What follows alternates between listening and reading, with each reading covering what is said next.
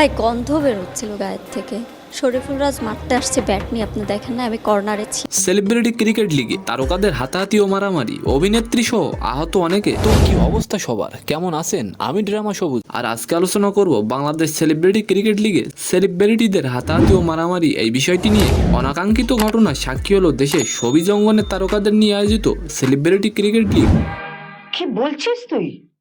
আমি ঠিকই বলছি। শুক্রবার 29শে সেপ্টেম্বর রাতে মিরপুর শহীদ সোহরাওয়ার্দী ইনডোর স্টেডিয়ামে খেলা চলাকালীন হাতাহাতিতে জড়িয়ে পড়েন নির্মাতা দীপঙ্কর দীপন ও পরিচালক মোস্তফা কামাল রাজ্যের দলের খেলোয়াড়রা। আর এ ঘটনায় দীপঙ্কর দীপনের দলের বেশ কয়েকজন আহত হয়েছেন। এদের মধ্যে আছেন অভিনেত্রী মৌসুমী হামিদ, চিত্রনায়িকা রাজরিপা, চিত্রনায়ক জয় চৌধুরী, শিশির শিকদার সহ আরও অনেকে। জানা যায় শুক্রবার সেলিব্রিটি লিগে রাত 10টার দিকে নিজেদের শেষ ম্যাচ খেলতে মাঠে নেমেছিলেন মোস্তফা কামাল রাজ ও দীপঙ্কর দীপনের দল। খেলা চলাকালীন মাঠের বাইরে থাকা দুই দলের সতীর্থদের মধ্যে উত্তেজনা ছড়িয়ে পড়ে এবং পরবর্তীতে মাঠের মধ্যে খেলোয়াড়দের মধ্যে হাতাহাতি ও মারামারিতে রূপ নেয়। এ সময় নির্মাতা মোস্তফা কামাল রাজ অভিনেতা শরীফুল রাজের গায়ে হাত তোলেন।